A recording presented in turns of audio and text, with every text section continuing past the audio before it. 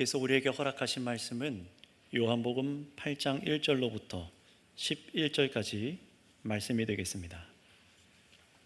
우리를 비춰주실 말씀 요한복음 8장 1절로부터 11절까지 말씀을 저 한 절, 여러분 한 절 돌아가면서 읽도록 하겠습니다. 예수는 감람산으로 가시니라.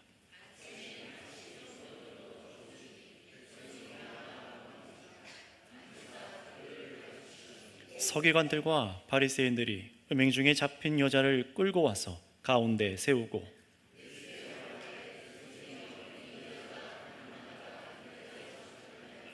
모세는 율법에 이러한 여자를 돌로 치라 명하였거니와 선생은 어떻게 말하겠나이까?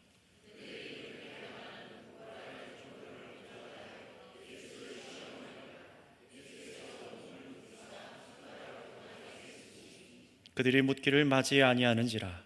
이에 일어나 이르시되 너희 중에 죄 없는 자가 먼저 돌로 치라 하시고 그들이 이 말을 듣고 양심의 가책을 느껴 어른으로 시작하여 젊은이까지 하나씩 하나씩 나가고 오직 예수와 그 가운데 섰는 여자만 남았더라.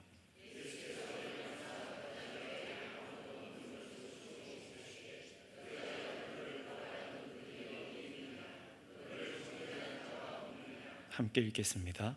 대답하되 주여 없나이다. 예수께서 이르시되 나도 너를 정죄하지 아니하노니 가서 다시는 죄를 범하지 말라 하시니라. 아멘. 오늘은 이 본문 말씀을 가지고 너를 고발하던 그들이 어디 있느냐라는 제목으로 설교하겠습니다. 오늘 본문 앞에 이제 53절이죠. 53절 말씀대로 예수님을 죽이려고 했던 종교 지도자들을 포함해서 사람들은 초막절을 끝으로 다 집으로 돌아갔습니다. 집으로 돌아갔다라고 의도적으로 성경이 기록합니다. 그러나 오늘 1절에, 본문 1절에 성경은 사람들이 각각 자기 집으로 돌아갔다는 것과 다르게 예수님께서는 집이 아니라 감람산으로 가셨다라고 그렇게 말씀합니다. 감람산이란 마태, 마가, 누가복음서에 우리가 알 수 있듯이 예루살렘 근처에서 예수님께서 머무시면서 자주 기도하신 곳이 이 감람산이죠. 따라서 예수님께서 집이 아니라 쉴 수 있고 머리 둘 수 있는 집이 아니라 감람산에 가셨다는 것은 예수님의 집이, 안식처가 이 세상, 이 땅이 아니라는 것을 보여주는 것이고 또 이 땅에서 정말 이루실 사명을 위해서 쉬지 않고 일하셨다라는 것을 우리에게 보게 하시는 것이 이 감람산으로 가셨다라는 것입니다. 그래서 감람산에서 자신을 이 땅에 보내신 하나님 아버지께 그토록 기도하셨던 것과 점점 다가오는 십자가의 고통 앞에서 어떻게 하신 거예요? 우리처럼 육신이 연약하고 분명히 연약한 육신을 입고 있고 피곤하고 배고픈 육신에도 불구하고 어떻게 하신 것입니까? 그 십자가 사역을 이루기 위해 깨어 계시기 위해 무던히 힘쓰신 것을 우리가 볼 수 있는 것입니다. 다시 말하면 예수님께서 아버지 하나님의 영광을 위해서 죄인인 우리의 죄사함을 위해 얼마나 큰 열심으로 이 땅 가운데 계셨는지를 우리에게 알게 하시는 것이 바로 이 말씀의 표현입니다. 여러분, 우리 주님께서는 이 땅에 계실 동안 왕처럼 대접받지 않으셨고 머리 대고 잘 곳도 없으신 상황에 자신을 그렇게 두셔서 기도하시면서 사명을 이루시는데 전력하셨던 것입니다. 그렇게 주님께서 기도하시며 그 다음 날 어떻게 하셨을까요? 조금 쉬실 법도 하신데 2절 말씀대로 일찍 아침에 성전에 다시 가셨습니다. 그리고 예수를 보고 사람들이 어떻게 합니까? 다시금 몰려 나오기 시작해요. 백성들이 다 나오는 것을 예수님께서 보시고 그들을 둘러서 가운데 앉으사 가르치기 시작하십니다. 자신을 향해 나오는 자들을 위해, 백성의 구원을 위해 끊임없이 복음을 주님께서 가르치신 것입니다. 오히려 이렇게 쉼없이 자신을 다 들이신 예수 그리스도의 사역에 마땅히 감사하며 주님의 가르침을 받아야 할 줄로 믿습니다. 그러나 예수님께로 나오는 자들 중에는 이렇게 정말로 가르침 받기를 위해서 나오는 자들만 있는 것이 아니라 악한 목적으로 예수님께 나오는 자들이 있다는 것을 성경이 보여줍니다. 정말로 그런지 그들이 어떤 말을 하는지 우리 3절에서 6절까지 말씀을 다시 한번 자세하게 읽어보도록 할까요? 같이 3절부터 6절까지 읽어보겠습니다. 시작. 서기관들과 바리새인들이 음행 중에 잡힌 여자를 끌고 와서 가운데 세우고 예수께 말하되 선생이여, 이 여자가 간음하다가 현장에서 잡혔나이다. 모세는 율법에 이러한 여자를 돌로 치라 명하였거니와 선생은 어떻게 말하겠나이까? 그들이 이렇게 말하면 고발할 조건을 얻고자 하여 예수를 시험함이로라. 예수께서 몸을 굽히사 손가락으로 땅에 쓰시니. 아멘. 어떤 자들입니까? 서기관들과 바리새인들이죠. 물론 서기관, 이 바리새인 그 자체가 나쁜 게 아니라, 그 직함이 나쁜 게 아니라 그들이 갖고 있는 사상들, 어그러진 마음들, 갖고 있는 그 마음의 죄악들이 나쁜 것입니다. 그래서 어떻게 합니까? 율법의 판결에 영향을 줄 수 있는 서기관들, 바리새파 서기관들과 예수님을 죽이려고 모의했던 바리새인들이 예수님께로 우르르 몰려 나온 거예요. 이들이 뭘 하려고 예수님께 나왔다고 말씀하냐면은 6절 말씀을 읽으신 대로 예수를 고발할 조건을 얻기 위해서 예수님을 시험하려고 나왔답니다. 예수님을 책잡아서 가둬서 죽이려고 하는 것이죠. 그러기 위해 어떻게 했습니까? 그냥 온 것도 아니고 간음한 현장에서, 이 불륜의 현장을 덮쳐서 현장에서 잡힌 여자를 끌고 와서 성전에 예수님을 둘러싼 이 백성들 가운데 여자를 가운데에 세워둔 겁니다. 그리고 뭘 예수님께 묻습니까? 선생이여. 예수님께 뭔가 가르쳐달라는 것처럼 그렇게 묻지만 함정에 빠뜨리는 질문을 하죠. 이 여자가 간음하다가 현장에서 잡혔나이다. 여러분, 하나님의 율법은요, 철저히 결혼 관계에서 이루어지지 않는 성관계는 악한 죄로 말씀합니다. 결혼한 상황에서 다른 남자와 여자와 성적인 관계를 하거나 잠자리를 갖거나 또 약혼한 사람을 두고 다른 남자나 여자와 잠자리를 갖게 되면 그건 역시 하나님께서 보시는 그 간음죄로, 반드시 악한 죄로 이것을 두고 죽일 것을 명령하셨습니다. 왜냐하면 그것이, 그런 간음이, 그런 음란이 공동체를 파괴하는, 거룩한 공동체와 그 사회를 파괴하는 악한 일이고, 하나님께서 만드신 성과 결혼이라는 제도가 가진 거룩한 의미를 완전히 더럽히고 상실되게 만들기 때문에 그렇습니다. 여러분, 음행은 다른 곳에 짓는 죄가 아니라 자기 몸에다가 짓는 죄가 바로 이 음란입니다. 그래서 성경은 뭐라고 말씀하셨는지 우리 레위기 20장 10절 말씀을 한번 같이 읽어보도록 할까요? 앞에 준비된 말씀을 읽겠습니다. 시작. 누구든지 남의 아내와 간음하는 자, 곧 그의 이웃의 아내와 간음하는 자는 그 간부와 음부를 반드시 죽일지니라. 아멘. 그 간부와 음부, 뭘 말하는 겁니까? 간음한 남자와 간음한 여자를 반드시 어떻게 하라고요? 죽일지니라. 이게 하나님의 명령이십니다. 그리고 신명기 22장 22절에서 24절까지 여기에 대해서 더 자세하게 말씀하시는데 한번 또 읽어볼까요? 시작. 어떤 남자가 유부녀와 동침한 것이 드러나거든 그 동침한 남자와 그 여자를 둘 다 죽여 이스라엘 중에 악을 제할지니라. 처녀인 여자가 남자와 약혼한 후에 어떤 남자가 그를 성읍 중에서 만나 동침하면 너희는 그 둘 다 성읍 문으로 끌어내고 그들을 돌로 쳐 죽일 것이니 그 처녀는 성 안에 있으면서도 소리를 지르지 아니하였으며 그 남자는 이웃의 아내를 욕보였음이니라. 너는 이같이 하여 너희 가운데서 악을 제할지니라. 아멘. 이 말씀대로 간음하는 현장에서 지금 이 여자가 잡힌 거예요. 간음하는 현장을 확인할 증인들도 있으니 이렇게 확실하게 여자를 붙들어 온 것이겠죠. 그렇다면 어떻게 되겠습니까?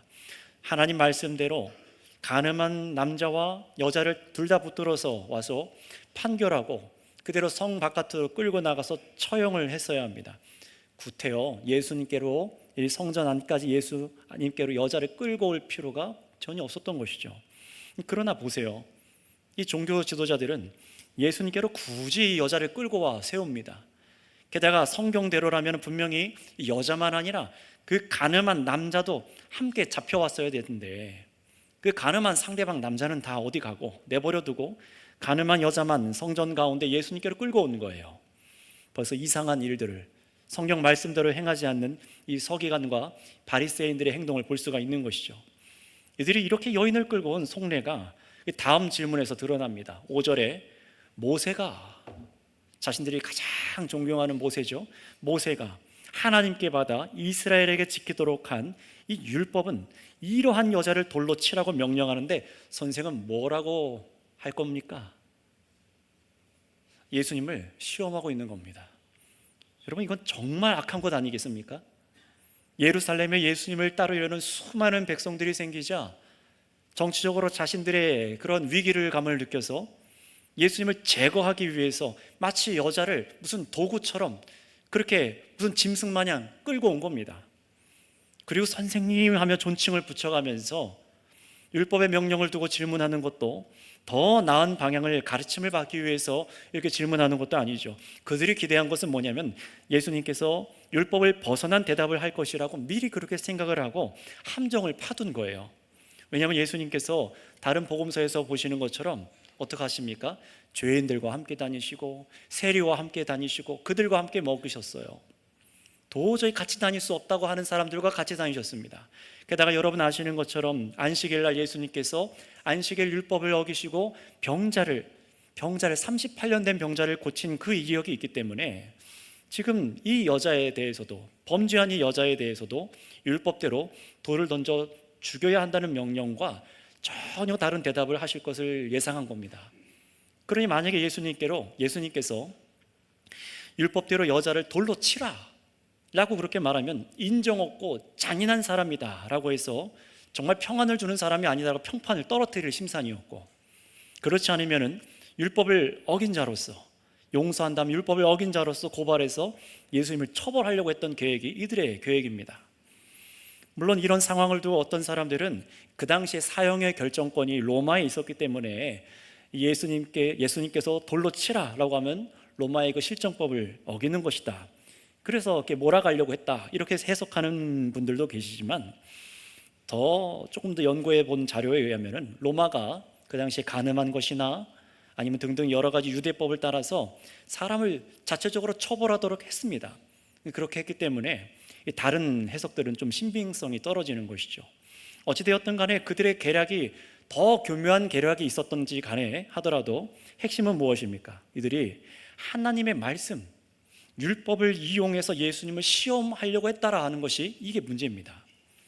게다가 가늠한 남자는 끌고 오지 않은 것을 보면 저들은 이미 율법을 바르게 지키지 않고 자기는 지키지 않는데 남을 정죄하기 위해서 율법을 사용하고 있는 악한 모습을 성경이 우리에게 보여주고 있는 것이죠. 자, 그러나 여러분, 저와 여러분들이 여기서 다 아셔야 될 것이 있습니다. 하나님께서 주신 율법은 이렇게 사람을 정죄하고 죽이기 위해서 주신 것이 아니라는 것입니다. 율법에 주요한 여러 가지 용도가 있지만 율법은 다른 사람을 정죄하거나 다른 사람이 계속해서 범죄하는 것을 보면서 나는 이렇게 지키는데, 자신을 더 높이고 자신을 의롭게 보일 용도로, 그런 용도로 율법을 주신 것이 아닙니다. 오히려 율법은 다른 사람에게 먼저 적용하는 것이 아니라 먼저 누구한테 적용해야 되죠? 나입니다. 자기 자신에게 먼저 적용해야 합니다. 그래서 참으로 내가 정말로 죄인이구나, 나는 깨닫지 못했으나 하나님의 말씀을 보니, 하나님의 그 선하신 뜻을 보니 내가 죄인이구나, 이것을 깨닫게 되고, 그래서 나에게 정말로 이 죄가 용서하여 주실 구원자가 필요하다는 사실을 깨닫고 알게 하는 기능을 하는 게 이 율법의 기능이었어요. 그러니 율법을 이용해서 지킨 사람과 율법을 못 지킨 사람을 그 중간에 선을 그어서 마치 저 사람과 나는 질적으로 다른 사람인 것처럼 깔보는 듯한 그런 생각과 말들을 하는 것은 정말로 악한 것입니다. 여러분, 우리 역시 그래서는 안 되는 것이죠. 성경을 더 읽고 연구하는 이유가 남들보다 더 알기 위해서, 다른 사람을 정죄하기 위해서가 전혀 아닌 것처럼 말입니다.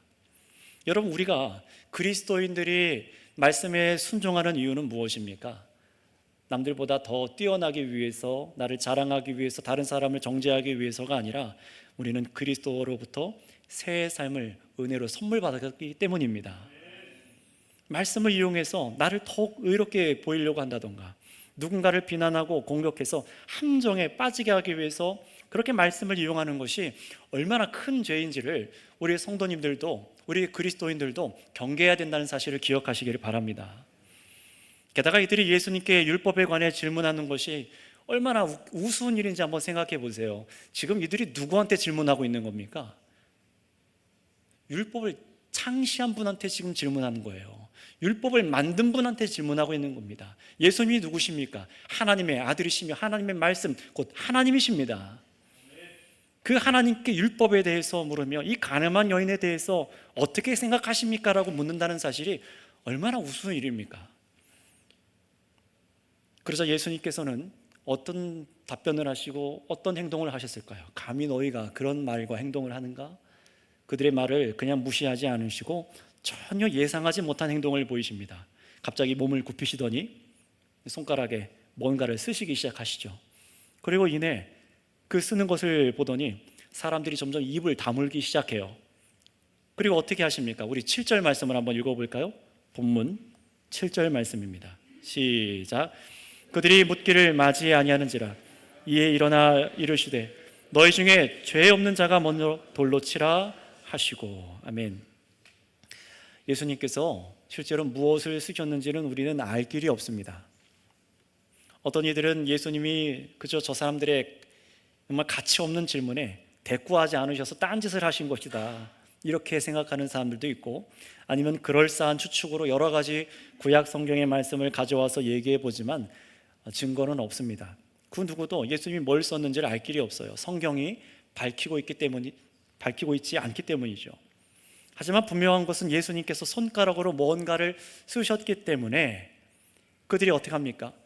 빨리 대답을 내놓으라고 예수님을 압박하는 듯한, 빨리 함정에 걸려들라고 하는 그런 분위기 속에서 그 사람들의 입이 다물어지기 시작하고 그들의 표정이 바뀌기 시작한 겁니다. 예수님께서 이제 일어서시더니 악한 종교 지도자들의 기대와 다르게 율법대로 판결하십니다. 돌로 여자를 치라 하십니다. 그런 단서가 달리죠.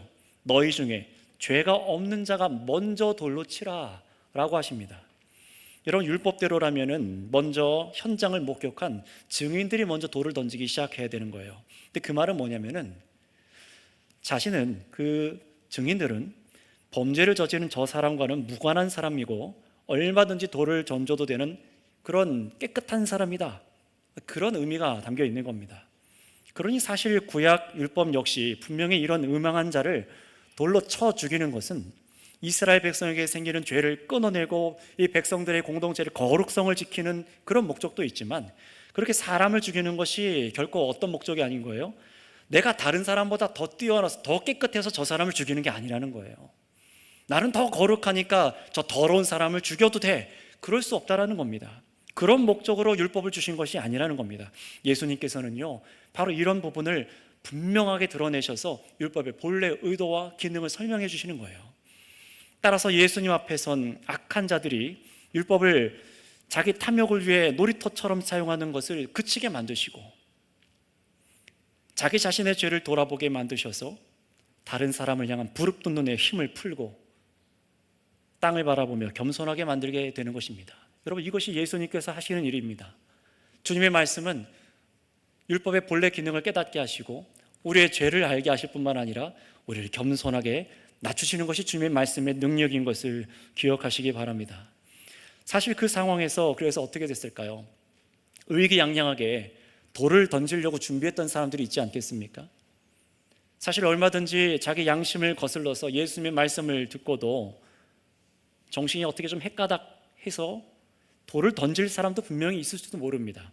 그럼에도 불구하고 예수님께서 땅에 쓰신 것, 그리고 예수님께서 말씀하신 것에 모든 사람들의 마음이 요동하고 움직여서 어떻게 됐습니까? 아무도 먼저 돌로 칠 수 있는 사람이 없었던 거예요. 힘줘서 돈을 붙잡고 있었던 사람들의 손에 힘이 빠지고 아무것도 할 수 있는 것이 없었던 겁니다.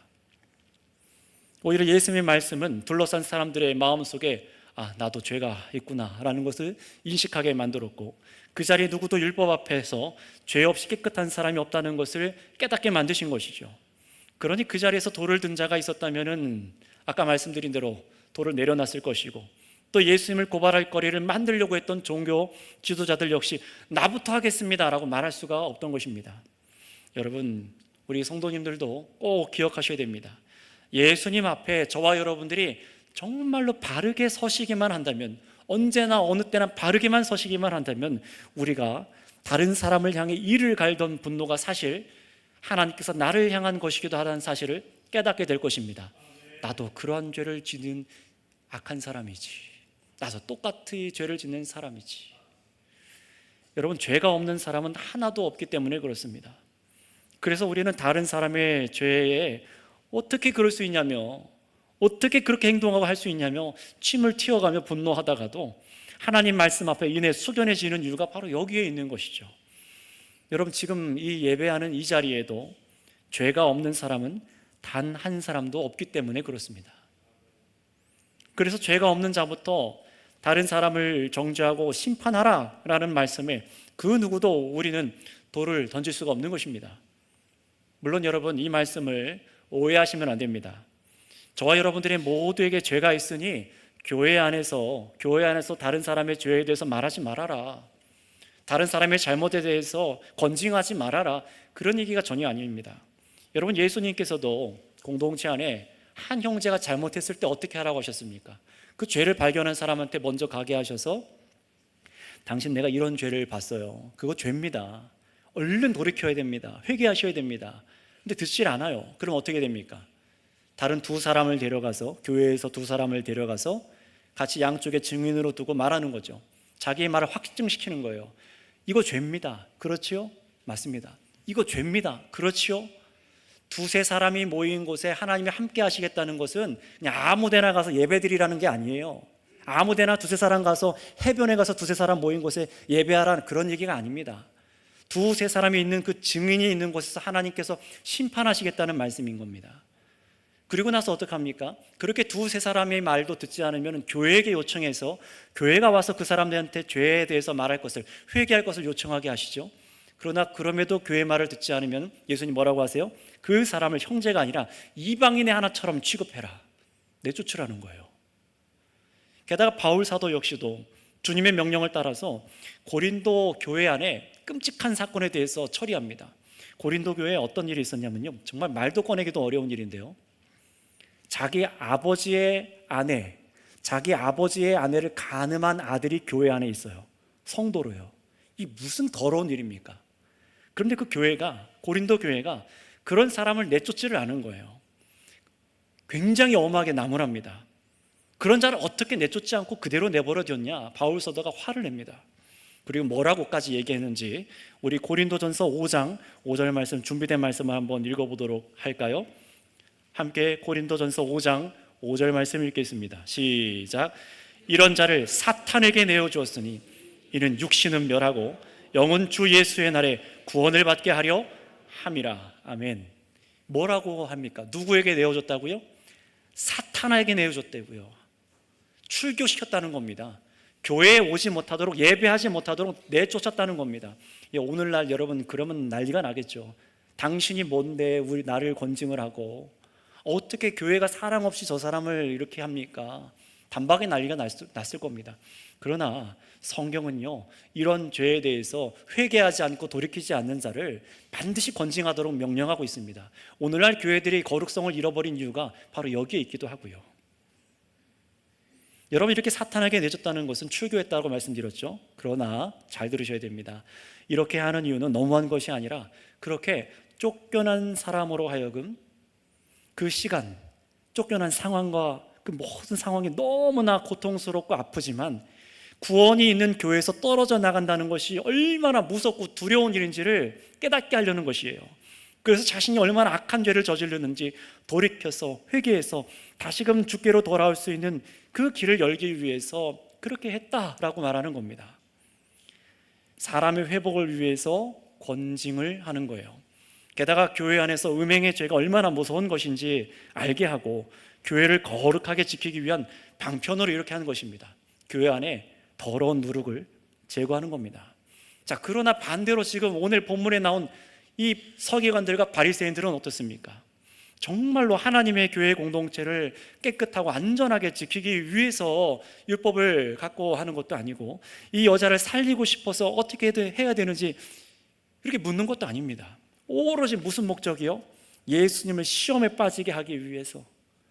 이 여자가 죽는 것은 아랑곳하지 않아요. 죽던 말던 상관이 없습니다. 이런 악함을 예수님께서 하시고 뭐라고 하신 거예요? 그래? 너희들 중에 죄가 없는 자가 먼저 돌로 치라 라고 말씀하시는 겁니다. 그리고 이 말씀을 하시고 또다시 엎드리셔서 무언가를 땅에 쓰셨는지 우리가 알 길은 없지만, 이번에는 그들이 그 쓴 글씨를 보고 다들 양심의 가책을 느끼기 시작해서 하나 둘 떠나가는데, 중요한 표현이죠, 어른으로 시작해서부터 젊은이까지 떠나기 시작했다라고 기록합니다. 여러분, 나이가 들수록 죄가 없는 것이 아니라 젊은 사람에 비해서 더 많은 죄를 지었기 때문에 그런 것입니다. 여러분, 저도 어릴 때는 그럴 줄 알았어요.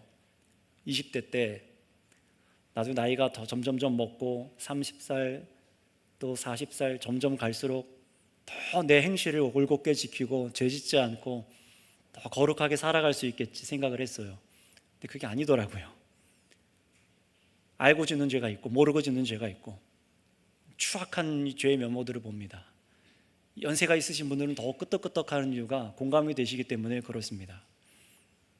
여러분, 우리가 생각하기에 나이가 많을수록 누군가를 정죄하고 심판하는 데 더 지혜롭고 기준이 될 것이라 생각하지만, 실은 그 살아온 몸의 주름만큼 죄도 많으니 예수님의 땅에 쓰신 것과 하신 말씀을 듣고서 양심의 가책을 더욱 더 느끼는 것이죠. 그래서 나이든 사람들이 먼저 자리에서 떠날 수밖에 없었던 것입니다. 그리고 이어서 아무도 자신의 죄가 없다고 말하지 못하고 젊은이들까지 그 현장을 떠난 것이죠. 마치 신명기 말씀대로, 그 표현대로 하나님께서 십계명 두 돌판을 하나님 손으로 써서 계명을 백성들에게 줘서 백성들이 죄가 뭔지를 깨닫게 하셨던 것처럼, 예수님께서 이번엔 땅에다가 손가락으로 쓰셔서 사람들 마음에다가 죄를 깨닫게 하시기 시작하신 것입니다. 여러분, 주님의 말씀은 능력이 있어서 사람의 폐부를 갈라서 그 속에 감추어져 있는 죄를 드러내십니다. 이게 주님께서 하시는 일입니다. 그러니 율법을 이용해서 남을 시험에 빠지게 하려는 그런 사람들과, 또 여인을 죽이는 것을 그저 구경하려고 했던 사람들, 아니면 그저 구경꾼으로 있던지 없던지 상관없이 예수님 옆에 모든 모여있던 사람들, 그 사람들 중에 단 한 사람도 죄가 없는 사람이 없었다는 것입니다. 그래서 다 돌로 칠 수 있는 사람이 없다는 것을 깨닫고 부끄러워서 다 돌들을 내려놓고 자리를 떠나게 하신 것이죠. 여러분, 이런 상황이 흘러가는 동안 여전히 그 성전 가운데에 적막한 공기가 흐르는 그 성전 가운데에 누가 우두커니 서 있는 거예요? 끌려온 여자죠. 간음하다가 현장에서 잡혀있는 그 여자죠. 수치스럽게 서 있는 그 여인이죠. 그 여인은 율법대로 죽은 목숨입니다. 그러나 이제 그 자리에 누구만 남아있어요? 고발하던 사람들은 다 사라지고 간음한 여자와 예수님만 남아있습니다. 여러분, 이럴 때 어떤 일이 일어날까요? 죄인이 예수 그리스도 앞에 정말 인격적으로 만나기 시작할 때 어떤 일이 일어날까요? 이제 예수님은 땅에 쓰시던 것을 멈추시고 일어나시더니 아무도 없고 여인만 남은 것을 보고 여인에게 물으십니다. 너를 고발하던 자들이 어디 있느냐? 너를 정죄한 자가 없느냐? 사실 죄가 없으신 예수님부터 여인을 향해 돌을 던지셔도 잘못된 일이 아님에도 불구하고, 그런 예수님은 그러지 않으셨어요. 오히려 예수님과 함께 있을 때에 어떻게 됐습니까? 이 가늠한 여인은 자신을 정죄하던 모든 것이 사라진 것을 눈앞에 보게 된 것입니다. 숨 막히던 그 상황에서 자유로워진 것을 경험하는 거예요. 그래서 여인은 너를 고발하던 자들이 어디 있느냐? 정죄한 자가 없느냐? 예수님의 물음에 답합니다. 주여 없나이다. 다른 사람들이 선생이여 라고 예수님을 부르는 것과 달리 여인은 예수님을 주여 라고 아주 높여서 불렀어요. 예수님을 믿었다는 말은 없습니다. 그러나 그녀의 믿음은 알 수 없지만 자신의 죄로 자기에게 갑자기 들이닥친 이 수치, 이 고세와 정죄, 그리고 그 결과인 죽음이 자신 앞에 서 있는 예수님으로 인해서 순식간에 사라진 것을 보고 주여 하고 높이는 거예요. 이분이 아니면 난 죽었기 때문에 그렇습니다. 이분 때문에 나의 생명이 지금 유지된 것입니다. 자, 그러나 여러분, 여기서 한 가지 우리가 분명히 알고 넘어가야 될 것이 있어요. 예수님으로 인해서 여인을 고발하던 사람들이 사라지고 정죄하던 사람들이 없다고 해서 여인의 저지른 간음죄가 사라진 것은 아닙니다. 여러분, 우리도 그렇지 않습니까? 왜 이 죄가 그대로 있죠? 하나님의 율법은 이 세상이 없어지기 전까지 1.1획도 변하지 않고 그대로 있기 때문에 그렇습니다. 고발하던 자들이 사라지고 정죄하는 자들이 사라져도 여러분, 그건 문제가 해결된 게 아니에요. 여전히 하나님의 율법 앞에 간음이란 죄는 수치스러운 죄이며 죽을 죄입니다. 죽을 죄예요. 전혀 죄가 해결되지 않은 것이죠. 그래서 무엇이 필요한 겁니까? 율법의 창시자이시자, 그 죄로 참으로 상하시고 고통당하신 그 하나님으로부터 죄가 용서받지 않으면 안 되는 것입니다. 일시적으로 여러분 문제가 해결된 것 같아 보이지만, 고발하던 자들이 없어지니까 문제가 해결된 것 같아 보이지만, 하나님 앞에서 이 죄에 대해서 이 문제를 처리받지 않으면 안 되는 것입니다. 여러분도 한번, 우리 선교교회 성도님들도 생각해 보세요. 지금 이 자리에 저와 여러분들은 멀쩡하게 이렇게 있죠. 그러나 멀쩡하게 있는 것 같지만 그 이유가 뭡니까? 저 교도소에 있는 사람들에 비교해서 상대적으로 우리가 죄가 없는 것처럼 우리가 느껴지잖아요. 근데 그렇게 여러분이 느끼시는 이유는 지난 날 동안 인생 평생 살아오면서 여러분들이 지은 죄에 대해서 일일이 따라다니면서 고발하는 자가 없었기 때문에 그렇습니다. 생각해 보세요. 24시간 여러분들을 따라다니면서 여러분이 생각하는 것과 말하는 것과 행동하는 것을 일일이 고발하는 사람들이 있었다면 우리가 과연 이 자리에 있을 수 있었을까요? 여러분이 몰래 지은 죄, 은밀히 품은 생각, 알지 못하고 지은 죄까지 아무도 여러분을 고발하지 않았기 때문에 우리가 이렇게 있는 것입니다. 그러나 여러분의 죄가 하나님 앞에서도 가려질까요? 사람은 모르고, 남편도 아내도 모르고, 부모도 자녀도 잘 모르는데 과연 하나님 앞에서 그 죄가 가려질 수 있겠습니까? 저와 여러분의 죄를 하나님께서 이 자리에서 다 까 뒤집으셔서 이 시간 꺼내놓고 한 사람 한 사람을 이 앞에 세워서 이 앞에 화면 스크린에 보여주신다면 여러분 어떻게 하시겠습니까? 저를 포함해서 아무도 견디지 못하고 다 도망갈 거예요. 견디지 못할 겁니다. 바로 이런 수치스러운 우리들, 사실 까 뒤집어 놓아보면 너무나 수치스러운 우리들, 하나님께 고발당한 우리들, 그리고 이렇게 고발당한 여인에게 예수님 뭐라고 선언하시는 겁니까? 우리 앞에 서서 뭐라고 하시는 거예요? 11절 말씀 읽어보겠습니다. 같이 읽습니다. 시작. 대답하되 주여 없나이다. 예수께서 이르시되 나도 너를 정죄하지 아니하노니 가서 다시는 죄를 범하지 말라 하시니라. 아멘. 예수님 뭐라고 하세요?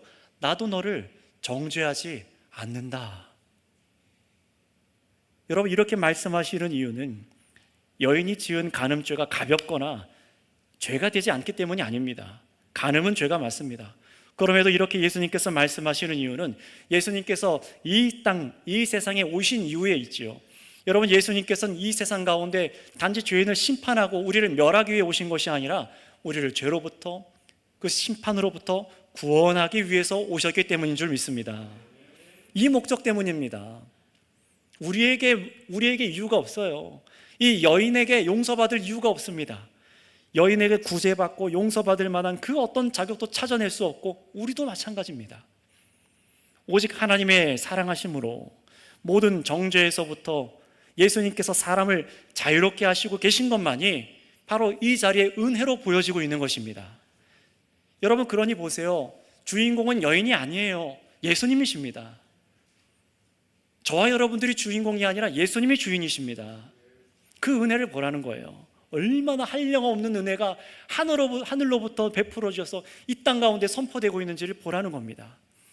그리고 예수님께서는 말로만 용서하시는 분이 아니라 진정으로 이 여인에게 새로운 삶을 선물하시지요. 말씀하십니다. 가서 다시는 범죄하지 말라. 가라라는 거예요. 이 여인이 끌려갈 곳은 어디밖에 없었습니까? 형장입니다. 돌로 맞아 죽을 곳밖에 없었습니다. 그래, 가라. 다시 삶이 시작된 거예요. 예수님만이 여러분 우리에게 새 삶을 선물해 주시는 것을 믿으시기 바랍니다. 가늠하다 현장에서 잡혀 정죄당하고 죽음밖에 없는 여인에게 예수님께서는 진정한 용서와 새 삶을 살아갈 길을 열어주신 거예요. 물론 여러분, 이 여인도 얼마나 갑작스러웠겠습니까? 얼마나 당혹스러운 자비입니까? 그렇지 않겠습니까? 기대하지 못했던 거예요. 여러분, 그런데 어떻게 된 거예요? 예수님께서 이 땅에 계심과 주님께서 말씀하시니 여인을 짓누르던 그 차가운 공기가 순식간에 사라져버리고 이제 어디로든 다시 나아갈 새 길이 여인에게 열린 겁니다. 정죄와 사망에서 벗어난 거예요. 그러나 여러분, 이렇게 주님께서 열어주신 새 길이 죄를 방종하고 방종으로 살아가고 마음대로 살도록 하신 것이 결코 아니죠. 예수님 말씀하셨습니다. 다시는 범죄하지 말라. 다시는 범죄하지 말고 살아갈래요. 어떤 죄입니까? 금방 이 여인이 현장에서 잡힌 그 간음죄, 음행의 죄를 다시는 범죄하지 말고 다른 죄악도 멀리하고 살아가라는 겁니다. 만약 그렇지 않을 때에는 우리는 안식일 날 고침받은 38년 된 병자에게 예수님께서 하셨던 말씀을 기억하고 주의해야 해요. 뭐라고 하셨죠? 더 심한 것이 생기지 않도록 다시는 범죄하지 말라. 이것을 우리는 다 유념해야 됩니다. 이 말은 예수님의 말씀을 따라 죄를 미워하고 용서와 새 삶을 선물 받은 은혜에 감사하면서 일평생 주님께서 비춰주신 길로만 다니라는 것입니다. 성경이 아니라고 말하는 곳을 가지 말라는 것입니다. 어떻게 해요? 새롭게 선물 받은 삶을, 그 은혜를 깨달아서 그렇게 살아가라라는 것입니다. 여러분, 저와 여러분도 마찬가지입니다. 우리는 분명히 삶 속에서 죄를 지을 때에 죄에 대해서 아파하고 수치심을 느낍니다. 이것이 그리스도 안에 새롭게 생겨난 새 양심이잖아요. 정말로 그렇게 살아가야 되잖아요. 주일날 우리가 이렇게 교회로 함께 모여서 하나님 앞에 예배할 때에 이렇게 하나님의 설교 말씀을 들으면서, 성경 말씀을 들으면서 우리가 전에 깨닫지 못했던 죄, 인정하지 않던 죄가 드러날 때 놀라기도 하고 아프고 막 슬퍼합니다. 내가 하나님을 아프시게 해드렸구나. 내가 그리스도를 아프시게 해드렸구나. 성령님을 근심하게 해드렸구나. 그러나 이내 어떻게 됩니까? 예배 가운데 예수님께서 우리를 정죄하시는 것이 아니라 모든 짓눌린 그 죄로 인한 그 무거운 짐을 내려놓게 하시고 우리에게 참 평안과 자유함을 주시니 이내 우리는 기쁨을 맛보고 하나님을 예배하게 되는 줄을 믿습니다. 여러분, 우리가 이렇게 되는 이유는 우리의 양심을 죄에 대해서 무디게 만들기 때문이 아니죠. 죄를 가볍게 여기시기 때문이 아닙니다. 여러분, 예수님께서 우리를 이렇게 용서하시는 이유는, 잘 들으시기 바랍니다, 용서 없이는 죄인이 받을 대가가 사망밖에 없기 때문에 그렇습니다. 죄의 삭은 사망입니다. 용서밖에는, 정말 용서밖에는 우리가 살 길이 없기 때문에 그렇습니다. 하나님께서는 악인이라도 멸망당하는 것을 기뻐하시지 않는다고 말씀하셨어요. 하나님의 크신 사랑하심과 우리를 불쌍히 여기시고 가엾게 여겨주심 때문에 우리는 자유함을 입고 새 삶을 선물로 받은 것을 여러분 고백하시기 바랍니다. 우리는 전적인 그리스도의 은혜로 용납받은 것이에요. 이 은혜를 믿으셔야 됩니다. 이 은혜를 믿음으로 저와 여러분들이 더욱 바르게 이 은혜를 누리기 위해서 한 가지 중요한 것을 이 말씀 안에서 더 알 필요가 있어요. 바로 오늘 이 11절까지 본문, 앞에 1절부터 11절까지 본문, 사실은 그 앞에 이 52절부터 53절부터 시작되죠. 가로쳐 있는 이 본문의 위치를 아는 것이 중요해요. 왜 여기다가 이 말씀을 두셨을까? 말씀드렸죠. 성경은 단순히 시간 순서별로 쓰인 것이 아니라 우리에게 분명한 역사 가운데 일어난 사건을 가지고 분명한 어떤 메시지를 주기 위해, 우리를 살릴 메시지를 주기 위해서 성경 말씀을 이렇게 배치했다고 말씀드렸습니다. 이렇게 말씀이 배치된 이유는 무엇입니까? 그 이유는 뭐냐? 바로 죄인의 자유를 위해서 예수님께서 어떻게 우리를 위해 싸우셨는지를 알게 하기 위해서 이 말씀을 여기에 배치한 겁니다. 이게 뭔지, 어떤 말인지를 설명드리겠습니다. 오늘 말씀 이후로, 본문 이후로 12절부터 예수님께서는 어떻게 하시냐면은 마치 우리를 살리기 위해서 앞에 보시면 두 팔을 걷고 싸움터로 가는, 우리 대신 싸워주려고 하는 그런 장수처럼 적진으로 뛰어 들어가는 모습을 보여줍니다. 그래서 그 종교 지도자들을 향해 뭐라고 말씀하시죠? 이전에 하지 않았던 격한 말까지 표현하세요. 마귀의 자식이라면서, 사탄의 자식이라면서 싸우시는 모습을 보여주십니다. 정말로 우리가 미워하고 용서받아야 될 죄가 무엇인지를 선명하게 세상 가운데 드러내 주신 거예요. 미움 당하시면서요. 그리고 어떤 상황까지 예수님께서 겪게 되시는지 우리 8장 59절 말씀을 한번 다 같이 읽어보도록 하겠습니다. 8장 59절입니다. 함께 읽어볼까요? 시작. 그들이 돌을 들어 치려 하거늘 예수께서 숨어 성전에서 나가시니라. 아멘. 오늘 8장 처음에는 여인을 향해 돌이 들려졌었다면, 이제는 마지막 8장 마지막에는 누구를 향해 지금 돌이 던져지려고 합니까? 예수님입니다. 바뀌었죠. 돌을 맞아야 될 대상이 바뀌기 시작했죠. 성령이 지금 이걸 보게 하는 거예요. 예수님으로 인해 여인에게 돌을 던지려 했던 사람들은 다 물러가 버리고 여자는 살 길을 얻었습니다. 그러나 예수님은 오히려 사람들이 돌로 치려하는 상황에 내몰리셨어요. 아직 때가 되지 않아 빠져나가셨지만 결국 예수님께서는 사역 끝에 가서 어떻게 되셨습니까?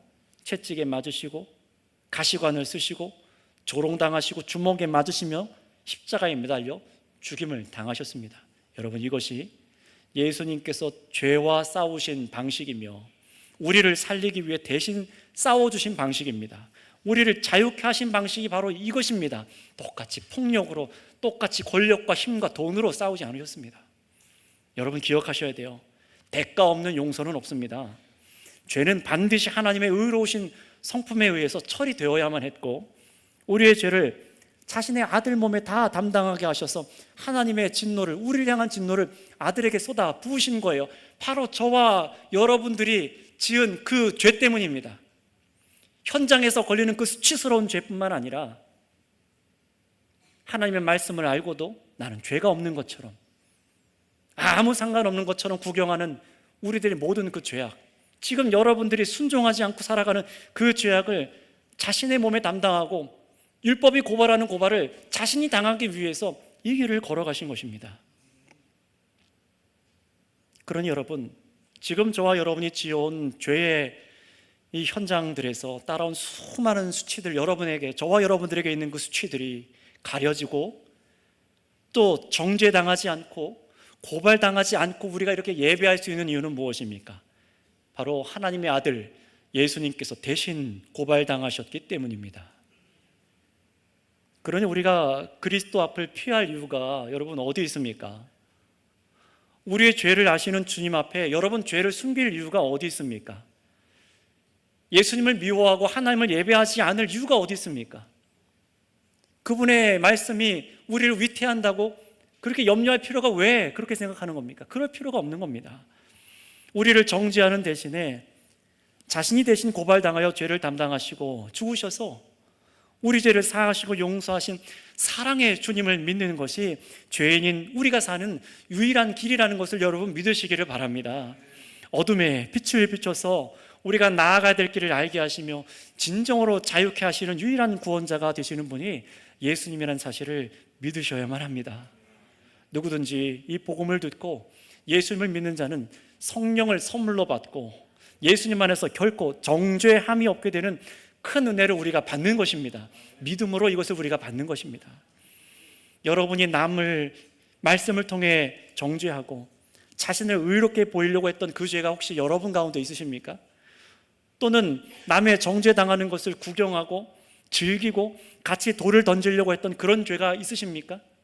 아니면 현장에서 가늠하다가 잡혀 수치스러운 가운데 있는 이 여인처럼 드러난 죄 때문에, 부끄러움 때문에 고개를 들지 못하고 날마다 무거운 짐을 지고 있는 분이 계십니까? 바로 예수님께서는 여러분의 그 죄에 대한 판결을 하셨습니다. 뭐라고 판결하셨지요? 너를 고발하던 자가 어디 있느냐? 나도 너를 정죄하지 아니하노라. 가서 다시는 죄를 범하지 말라. 예수님 안에서만 우리가 이런 사는 판결을 받을 수 있는 것입니다. 예수님을 떠나서는 율법 앞에 날마다 정죄당하는 거예요. 그러나 예수님께서 참으로 이렇게 죄에 대해서 고발당하던 우리를 사면 석방해 주시기 위해서 여러분 주님께서 대신 싸워 주셨음을 꼭 기억하시기 바랍니다. 은혜를 기억하세요. 그 싸움은 우리와 달리 돌에 맞고 물어 뜯으려는 광기 어린 폭력에 멸시와 모욕을 당하시고 십자가에 못 박혀 죽으심으로 우리에게 주신 엄청난 자유입니다. 그냥 받아도 그만 안 받아도 그만 비웃어도 되는 그런 것이 아닙니다. 여러분, 누가 우리 주님과 같으며 누가 자신의 아들을 우리 같은 죄인을 위해 이렇게 내어주시겠습니까? 오직 우리를 대신에 희생당하여 싸워주신 우리 주 예수 그리스도와 크신 사랑으로 자기 아들을 이 세상 가운데 내어주신 창조주 하나님 아버지밖에는 없으십니다. 그러니 오직 예수 그리스도를 여러분의 구주로 영접하고 믿으셔서 여러분을 향한 온갖 정죄와 고발당하는 것에서 자유함을 얻고 새 삶을 시작하시길 바랍니다. 오직 예수님을 믿는 삶이 이 삶 안에서만 우리가 자유하게 된 것을 정말 잊지 마셔서 기꺼이 나를 용서하신 우리 그리스도를 위해 여러분의 몸을 드리세요. 여러분의 삶을 드리세요. 나를 가장 안전하게 하시는 이분에게 여러분의 삶을 맡겨드리시기 바랍니다. 그래서 참으로 하나님께서 기뻐하시는 주의 성도들로 영생으로 살아가는 주의 성도들 다 되시기를 축복합니다. 같이 기도하겠습니다. 여러분, 우리가 주님 곁을 떠나서 주님을 바라보지 않을 때 얼마나 수많은 정죄가 몰려오는지 아시지요? 눈만 감으면 생각나는 그 죄, 도저히 술과 담배가 아니면은 가릴 수 없는 수치스러움, 도박과 세상의 쾌락과 운동과 어디에 빠져들지 않고는 도무지 잊어버릴 수 없는 그 죄악들이 얼마나 많습니까? 또 지금 해결할 수 없는 죄악의 문제들이 얼마나 많습니까? 예수님 앞에서만 그 죄가 가려질 수 있고 그 고발에서부터 자유로워질 수 있습니다. 무려 우리를 고발하시는 분은 세상 법정이 아니라 마귀를 심판하실 수 있는 하나님 아버지십니다. 그러니 여러분, 우리는 두렵고 떨리는 그 죄 앞에 누구 앞에 나아가야겠습니까? 자비로우신 예수 그리스도 앞에 서시길 바랍니다. 이 시간 주 앞에, 살아계신 주님 앞에 여러분 엎드려 기도하세요. 마음을 들여 기도하세요. 주님이 나를 대신해서 고발당하시고 정죄당하시고 나를 대신해 들어가 싸우시고 돌에 맞을 각오를 향하여 각오하시고 십자가로 가셨습니다. 나를 위해 죽으셨습니다. 그래서 지금 제가 나음을 입었음을 믿습니다. 나의 죄악을 용서하여 주시옵고 나에게 새 길을 열어주신 그 길을 걷기 원하오니 주의 말씀으로 나를 지도하여 주시옵소서 하고 이 시간을 주권을 인정하여 드리며 주여 한번 부르고 기도하도록 하겠습니다. 주여, 아버지 하나님 용서하여 주시옵소서. 하나님 아버지, 우리가 수많은 죄악을 짓고 범죄하고 이 땅 가운데 무엇을 위해 살아가야 되는지도 잊어버린 채 방황하고 수많은 죄악을 아버지 앞에 짓습니다. 그 죄를 도말하여 주시기 위하여서 아들 예수님을 값없이 거저 보내주셔서 큰 은혜로 보내주셔서 사랑함으로 보내주셨습니다. 도무지 우리가 헤아릴 수 없는 그 사랑, 하나님, 우리가 믿음으로 예수 그리스도를 믿어 참으로 용서받기 원하는 것은 하나님 우리에게 공로가 있기 때문도 아니요 우리에게 자랑함이 있기 때문도 아닙니다.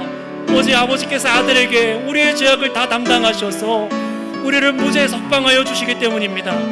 대신 돌에 맞을 위기에 처하시고 정말로 채찍에 맞으시고 가시관을 쓰시고 하나님 온갖 조롱을 당하신 것이 바로 나의 이 불신과 죄악 때문이며 우리의 음란 때문이며 우리의 아버지 약한 죄악 때문인 것을 고백합니다. 말씀을 알면서도 곁길로 걸어가면 우리의 이 죄악 때문인 것을 고백합니다.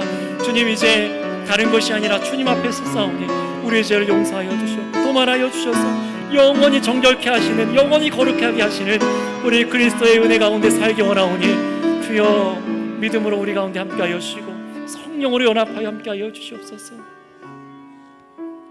아버지 하나님, 감사합니다.